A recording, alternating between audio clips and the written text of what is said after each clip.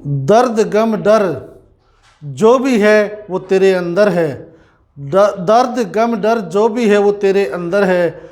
खुद के बनाए पिंजरे से बाहर निकल कर तो देख, तू भी एक सिकंदर है, तू भी एक सिकंदर है। सभी को नमस्कार, मैं मास्टर विजेंद्र बिरोड़ आज आपके सामने एक नया टॉपिक लेकर आया हूँ, और टॉपिक भी वो लेकर आया हूँ क्रीमी लेयर।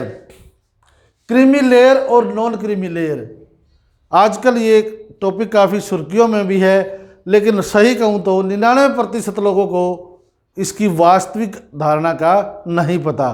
वीडियो को अंत तक देखना, और जिसने भी मेरा ये वीडियो सब्सक्राइब नहीं किया है तो सबसे पहले मेरे चैनल को सब्सक्राइब करो और इस वीडियो को शेयर करना, क्योंकि आज मैं आपके सभी कन्फ्यूजन दूर करूँगा और मेरा उत्साह बढ़ता रहे। अच्छी अच्छी वीडियो में और आपके सामने ज्ञानवर्धक लेकर आऊँगा, लेकिन उसके लिए ज़रूरी है आप मेरे चैनल को सब्सक्राइब करें। अब आते हैं अपने टॉपिक पर। मैंने कहा 99% लोगों को इसका नहीं पता। किसका नहीं पता? पूरे कंसेप्ट का नहीं पता कि क्रीमी लेयर क्या है, इसकी अवधारणा क्या है। क्यों? क्योंकि 2 दिन पहले ही मेरे एक साथी ने कहा, उसकी सैलरी लगभग 70,000 रुपये थी। अगर जी मेरा तो, क्योंकि उसने अखबार पढ़ा, उसमें आ रखी थी भी खट्टर साहब की एक स्टेटमेंट दे रखी थी कि भाई हरियाणा में 6 लाख जो है क्रीमी लेयर की जो सीमा निर्धारित कर दी गई है। यदि किसी व्यक्ति की आय 6 लाख रुपए से ज़्यादा है तो वो क्रीमी लेयर में आएगा, और उसको आर्टिकल 15 और 16 में दिए गए जो आरक्षण है उसका लाभ नहीं मिलेगा। मैं आपको बता दूं कि क्रीमी लेयर की जो अवधारणा है वो ओबीसी से संबंधित है, और ये शब्द जो है माननीय सर्वोच्च न्यायालय का द्वारा क्रिएट किया हुआ शब्द है। क्यों? क्योंकि जब 1979-80 में मंडल आयोग गठित किया गया था, मंडल आयोग ने अपनी रिपोर्ट दी, उसके बाद वो कई दिनों तक ठंडे बस्ते में रही। जब हमारे देश के प्रधानमंत्री विश्वनाथ प्रताप सिंह बने तो उन्होंने मंडल आयोग की रिपोर्ट को लागू किया। इसके खिलाफ बहुत बड़ा आंदोलन भी हुआ, लेकिन सरकार ने एक साहसिक फैसला लिया और आरक्षण को लागू कर दिया, और मंडल आयोग की रिपोर्ट के आधार पर ही ओबीसी को या बीसी को कहे हम 27% आरक्षण मिला।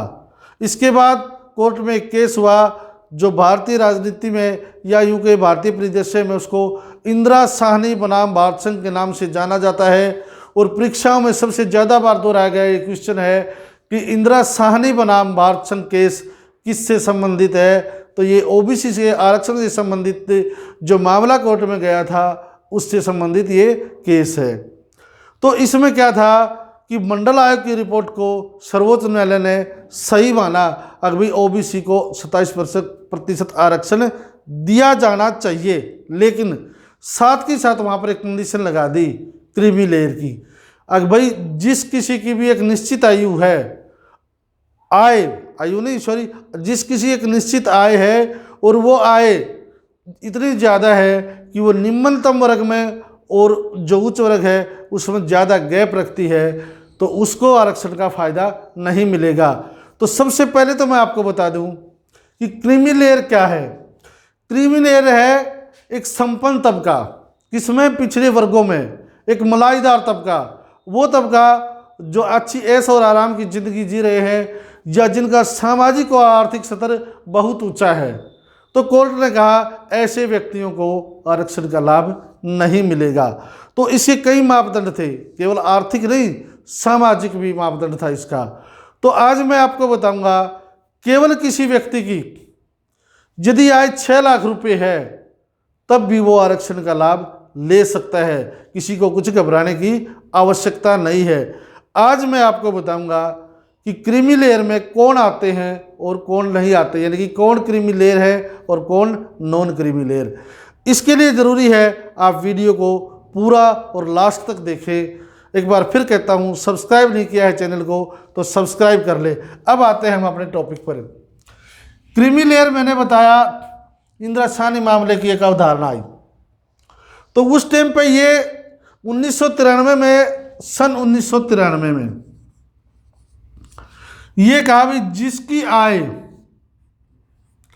1 लाख रुपये से ऊपर, 1 लाख रुपये से ऊपर है वो क्रीमी लेयर माने जाएगा, यानी कि उसको नौकरियों में आरक्षण की सुविधाएं नहीं मिलेगी। फिर आया सन 2004 का, तो ये सीमा बढ़ाकर 2.5 लाख रुपए कर दी। फिर आया 2008 का, तो इसको 4.5 लाख रुपए कर दिया। फिर आया 2013 का सन, तो इसको कितना कर दिया, 6 लाख रुपए कर दिया गया। लास्ट 2017 में इसको 8 लाख रुपए कर दिया गया केंद्र सरकार ने। किसने? केंद्र सरकार ने। अब जो इसकी जो सीमा है क्रीमी लेयर की, वो 8 लाख रुपए है केंद्र की तरफ से। हरियाणा में ये 6 लाख रुपए है। अब कौन फायदा ले सकता है और कौन नहीं, यहां पर ये समझने वाली बातें हैं, क्योंकि ये 8 लाख रुपए में और हरियाणा के परिदृश्य में कितने, हरियाणा सरकार में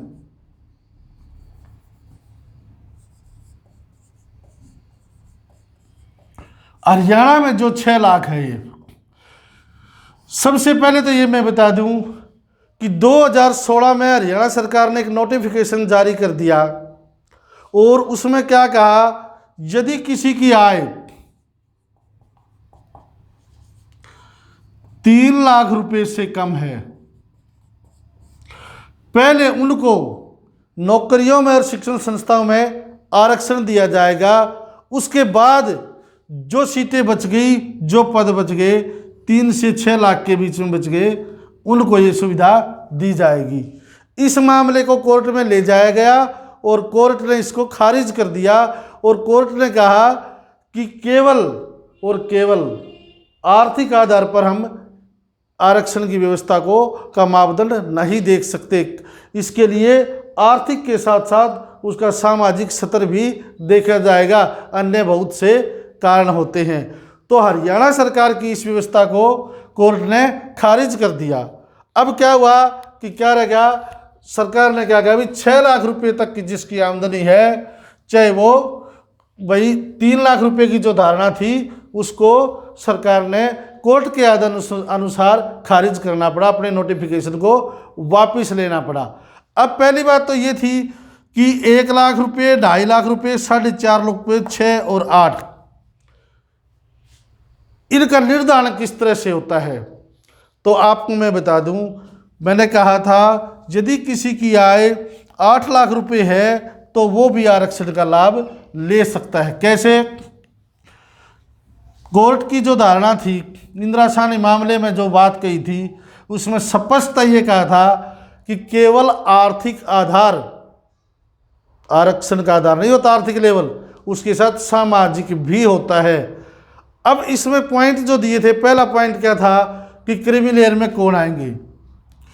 पहले तो ये मैं बता दूं, एक शब्द है EWS, यानी कि आर्थिक रूप से कमजोर वर्ग, उसका निर्धारण और क्रीमी लेयर का निर्धारण में काफ़ी अंतर है। उसकी अपनी धारणा है, इसकी अपनी धारणा है। अगर मैं यूँ कहूँ तो लगभग सभी जो OBC हैं, जो BC हैं, वो इसके दायरे में आते हैं। बहुत कम है जो जिनको आरक्षण का लाभ नहीं मिलेगा, यानी कि क्रीमी लेयर में आते हैं, बहुत कम आते हैं। क्यों आते हैं? तो सुप्रीम कोर्ट ने क्या कहा, आर्थिक और सामाजिक। अब जो सरकारी नौकरियों में है उनका केवल पैसे से नहीं, स्टेटस क्या क्या कहा। दूसरी ये बात, इसमें पूरे परिवार की आय शामिल नहीं होती। इसमें जो बच्चा नौकरी का लाभ ले रहा है, केवल उसके माता पिता की आय शामिल होती है, भाई की या और परिवार के सदस्य की आय से कोई संबंध नहीं है। दूसरा क्या है, यदि माता और पिता, यदि ये भी क्लास A की नौकरी में है और ये भी क्लास A की नौकरी में है, तो इनको आरक्षण का लाभ नहीं मिलेगा। यानी कि IAS अधिकारी, कैग है, और सबसे बड़ी बात क्या कही थी, जो संवैधानिक पदों पर है। संवैधानिक पदों पर कौन होता है? राष्ट्रपति, राज्य का राज्यपाल, सर्वोच्च न्यायालय के और उच्च न्यायालय के न्यायाधीश। यहाँ पर ये बात देखने की बातें हैं। MLA MP भी क्रीमी लेयर पर नहीं आते, इनको भी आरक्षण का लाभ मिलता है, क्योंकि ये संवैधानिक पदों पर नहीं। दूसरी बात ये है कि मैंने बताया, एक तो संवैधानिक पद की दर्शानी मामले में व्याख्या की थी, दूसरी जो बात थी स्टेटस, माता और पिता क्या है, एक क्लास अधिकारी, केवल माता है या केवल पिता है, यानी कि माता पिता में से कोई भी एक क्लास अधिकारी है तो उसको भी ये लाभ नहीं मिलेगा। नंबर 2, माता और पिता दोनों सेकंड क्लास अधिकारी हैं, चाहे उनकी आय कितनी भी क्यों ना हो, तो उनको भी आरक्षण का लाभ नहीं मिलेगा, वो भी क्या आते हैं, क्रीमी लेयर में आते हैं। ये अवधारणा अच्छी तरह से समझ लेना, इस वीडियो को पूरी देखे, कोई भी कन्फ्यूज आपको नहीं रहेगा। फिर कहता हूँ चैनल को सब्सक्राइब कर लेना, आगे और अच्छी वीडियो मैं आपके लिए लेकर आऊँगा। अब मैंने बताया माता और पिता दोनों, यदि एक है इनमें से माता नहीं है और पिता सेकंड क्लास अधिकारी है तो आरक्षण का लाभ मिलेगा, इनको मिलेगा, चाहे आय कुछ भी हो, इनको भी मिलेगा। एमएलए एमपी को मिलेगा कहा था ना मैंने, फर्स्ट क्लास को नहीं मिलेगा। दोनों है तो नहीं मिलेगा, दोनों सेकंड क्लास अधिकारी है तो नहीं मिलेगा, एक सेकंड क्लास अधिकारी है तो भी मिलेगा। अब देखो इनकी सैलरी चाहे जो भी हो, यहाँ पर कंडीशन 6 लाख रुपए या 8 लाख रुपए की लागू नहीं होगी। क्यों? यहाँ पर आय नहीं देखी गई, सरकारी कर्मचारियों में उनका स्टेटस देखा गया, उनका रैंक देखा गया कि वो फर्स्ट क्लास अधिकारी है या सेकंड क्लास अधिकारी है। सेना में मेजर और कर्नल से ऊपर के जो रैंक है उनको आरक्षण का लाभ नहीं मिलेगा। अब दूसरी बात इसमें क्या पेच आता है, मान ले माता या पिता में से कोई एक सेकंड क्लास अधिकारी है और वो प्रमोशन के बाद, पदोन्नति के बाद फर्स्ट क्लास अधिकारी बन गया, तो क्या उसको क्रीमी लेयर में माना जाएगा? यहाँ पर एक कंडीशन है, यदि उसको ये प्रमोशन सेकंड क्लास से फर्स्ट क्लास में आया है, 40 वर्ष की आयु से पहले मिल गया तो उसको क्रीमी लेयर में माना जाएगा। यदि उसकी आयु 40 से ज़्यादा हो गई और उसके बाद उसका प्रमोशन हो गया और वो फर्स्ट क्लास में आ गया तो भी उसके बच्चों को आरक्षण का लाभ मिलेगा। कहने का प्रयोजन यह है कि कहीं घबराने की जरूरत नहीं है, 6 लाख है 8 लाख है, सरकार का जो प्रावधान है उसको अच्छी तरह से समझने की जरूरत है। कईयों को ये कॉन्सेप्ट समझ में नहीं आता, जो साथी बड़े बड़े पदों पर है कई बार वो भी भ्रमित हो जाते हैं। इसलिए इस वीडियो को ज़्यादा से ज़्यादा शेयर करें ताकि सभी ओबीसी भाइयों को इसकी वास्तविक धारणा समझ में आ जाए। अब क्या कहा, सेकंड क्लास अधिकारी फर्स्ट क्लास में हो जाता है, लेकिन 40 साल के बाद तो भी वो क्रीमी लेयर में नहीं आएगा, उसके बच्चों को फायदा मिलेगा किसका? आरक्षण का। अब आता है, यदि कोई सेकंड क्लास अधिकारी है, उसकी सेवा ज़्यादा हो गई और उसकी आय 8 लाख रुपए से ज़्यादा हो गई तो भी आय का कोई मतलब नहीं है, इसके बच्चों को आरक्षण का लाभ मिलेगा। यदि कोई जिसके माता और पिता दोनों ही थर्ड क्लास अधिकारी है, सी कैटेगरी में है, उनकी संयुक्त आयु कितनी भी क्यों न हो उनको भी आरक्षण का लाभ मिलेगा। यहाँ इनकी आय से कोई लेना देना नहीं है। यहाँ पर इसका क्या देखा गया है? स्टेटस देखा गया है। ये बात आपको क्लियर हो गई? तो ये बात आपको क्लियर हो गई। नंबर 2 संवैधानिक पदों की होगी, जैसे जो संवैधानिक पदों पर है, राष्ट्रपति मैंने बताया और उपराष्ट्रपति है, और जो केग है, बड़े बड़े पद हैं जो एक क्लास अधिकारी के समकक्ष ही हैं, उनको भी इसका फ़ायदा नहीं मिलेगा। एमएलए एमपी को भी इसका, जो बच्चे हैं उनको भी इसका फ़ायदा मिलेगा। अब फिर ये सीमा निर्धारण का क्या मतलब, कहने का मतलब है कि तो फिर ये कहाँ पर लागू होती है?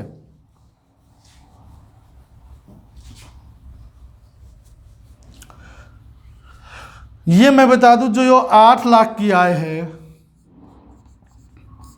ये कहाँ होती है? ये वहाँ पर होती है जब कोई व्यक्ति जिसकी आय या जिस बच्चे को लाभ लेना है उसके माता या पिता की आय कमाए गए साधनों से 8 लाख से ज़्यादा हो। कैसे? कोई बिजनेस से हो, ब्याज से आमदनी हो।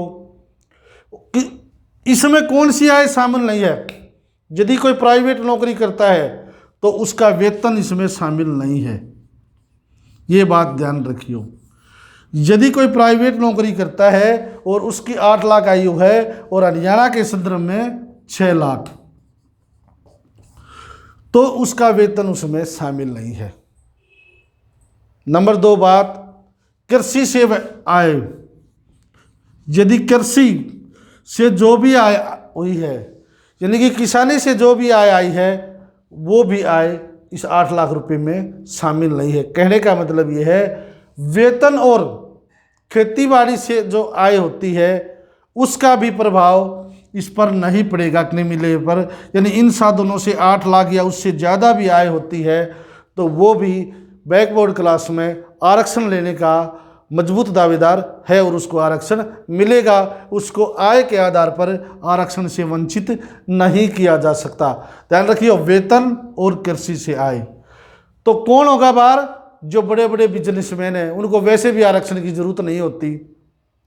जिनके ब्याज से ज़्यादा आमदनी होती है, अन्य साधनों से कई तरह के भी जो शेयर वगैरह कंपनियों के खरीदते हैं और उनको मोटी आमदनी होती है, तो उनको वैसे भी आरक्षण की जरूरत नहीं होती। कहने का अर्थ यह है कि जो ये अवधारणा थी, इसमें सब लगभग सभी जो जिनको डिजर्व करते हैं उनको ऊपर कोई प्रभाव नहीं पड़ता। यानी कि जो सरकारी नौकरी में है उसके ऊपर भी इसका ज़्यादा फर्क नहीं पड़ेगा। केवल जो मोटी आमदनी वाले लोग हैं उन पर उनको इससे इस फायदे से वंचित रखा जाएगा और उनको वंचित रखना भी चाहिए। समझे आप? मैंने क्या क्या क्या बताया? तीनों इसके आधार बता दिए गए। अब नई सूचना क्या थी कि सरकार का 2017 के बाद इसकी कोई सीमा नहीं बढ़ाई। 2017 में केंद्र सरकार ने 8 लाख किए थे। अब जो मांग चल रही है जो ओबीसी कमीशन की, वो जो भी इनका आयोग है वो कह रही है कि 15 लाख रुपए होनी चाहिए ये, और सरकार क्या कह रही है कि हम इसको 12 लाख करेंगे। तो इस पर अभी पेच फंसा हुआ है। ये 15 लाख होती है या 12 लाख होती है, अब ये स्पष्ट नहीं हुआ है। मैं आपको फिर से कहता हूँ, यदि मेरी वीडियो आपको अच्छी लगी हो तो इसको शेयर करना, चैनल को सब्सक्राइब करना। आगे एक नए कॉन्सेप्ट के साथ आपसे फिर मिलेंगे। धन्यवाद।